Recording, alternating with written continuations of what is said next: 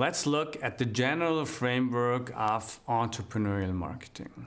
We already know that marketing is very important for entrepreneurs. We also know that a small firm is not simply a scaled-out version of a large firm, so entrepreneurial marketing should be done differently. And we know why, especially because of the uncertainty. But what are the consequences for the general framework, for the main thinking of the entrepreneur when he tackles markets? Let's start with an example again. It was years ago when these two companies, Apple and Palm, came to the idea we need some kind of digital assistant. Might be a small digital computer or something like this. And they had the idea basically at the same time, so to say. And they started to develop a product. Apple took all the PC knowledge and put it into the device. Palm looked at probably PCs, looked at computers, looked at what could I put into a small device and people can still use it. And they came to the market. And the market wasn't really too happy about these first products, to be honest. It was, I wouldn't say it was a failure, it was close to a failure. So what did the two companies do? And that's very interesting to see. Apple said, okay, we know how to build computers, so why don't we make our product even better?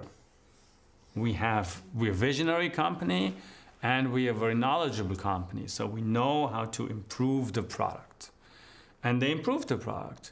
They did put more features and all sorts of things into the Apple Newton, and it was really a very elaborated, cool product. They put it in the market, and they failed again. I mean, who of you have heard about an Apple Newton? It was a failure by Apple. What did the Palm people do? Well, first of all, it was a startup company. So they didn't have the resources to have another failure. Otherwise, they would have gone from the market. So what they basically did is they went to their customers, their existing customers, and asked those customers, why did you buy our product? And the customer said, well, I had this paper calendar and I had all the papers in there and it was a little disorganized. So I needed something to organize my calendar and my address book a little more. And when they heard that, they went into department stores and they bought calendars and they looked how people use calendars physically, and they tried to reprogram that electronically into the next Palm generation. And that's very interesting because from asking the customers, why did you buy? They got the customer view, and this is what they use to improve the product and convince the next customers. And this is the entrepreneurial way of going into the market, especially when you face uncertainty.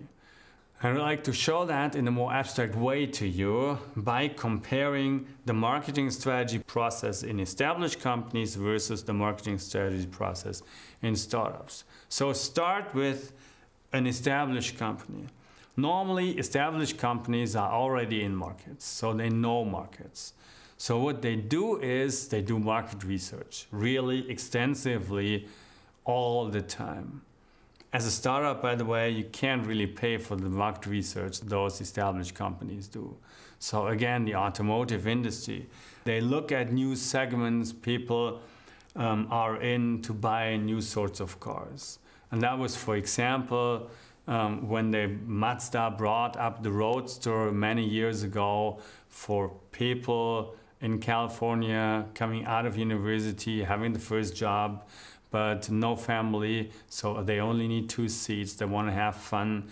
They could pay a little more than the regular cars, but they weren't able to buy a sports car. So this is how the Roadster came up, the MX-5 came up, out of segmentation, out of looking at demographical, psychological, or other biobehavior variables, analyzing the market and finding a segment which they are able to tackle with a specific product, developing that product, targeting that segment, and positioning the product actually in that segment they have found before. And this is how large companies do marketing and do segmentation, and this works out fine, especially if you're looking at all the incremental innovations taking place. So if you know a market, if you have the means for doing market research, you can do it like that. However, if you have a more radical, a newer idea, you might not be able to find your potential customers out of market research. Because with the radical ideas, in many times, customers can't imagine what the product really should bring them. They have to try the product. And we all know it from food, for example. So if we go to supermarkets, we're sometimes able to try the new chocolate. Because you can't sell chocolate by just saying, oh, it tastes differently. You have to try that. And that's the same with more radical products. And the Palm is a good example. People didn't have this small digital assistant before, this small device before. So what do entrepreneurial companies ideally do? Well, what they have is they have market opportunities. You have an idea. And they say, okay, people might be happy to have a small digital assistant. Now I program the first digital assistant. So I identify the possible opportunity, and then I test myself into the marketplace based on my intuition, what should be right. So I program that first digital assistant and put it to the market. Palm did it like this. And then people buy that. And then there comes the very crucial question. When you attract the first initial customer base, the first crucial question is you have to go for personal selling. You have to find and remember the liability of startups. You are new to the market. You have to attract every new customer by yourself, by giving them your product, ideally selling them the product. And the second crucial point is you learn about the preferences and needs. And ideally, you ask those customers who bought your first product, why did you buy?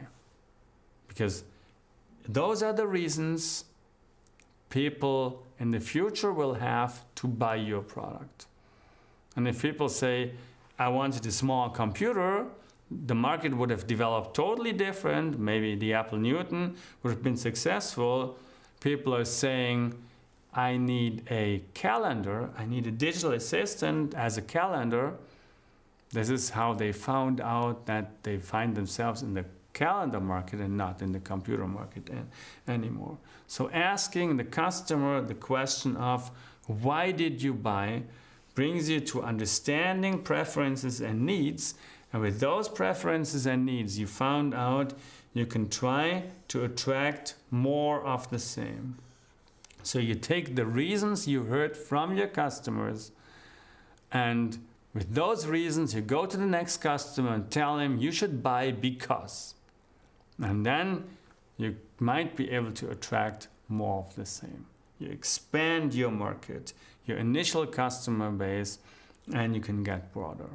And this is the crucial process of startups, and not only startups. Every new radical innovation, when customers are not able to really imagine how should they use this specific product. And you might make experience for yourself if you go to mid-sized companies, for example, and look at the brochures. Do the brochures really reflect why the people buy? And this is a real easy question, but go to your customers and ask them, why did you buy? And try to find out the reasons people give you are to be found in the brochure. And the same what startups would do. But the very crucial in here is, at the very beginning, founders have some kind of, let's say, tech perspective. They have to change it and they have to get a market perspective later on. So it's not about the features you like, it's about the features customer like and customers want to have, because this is why they buy the products.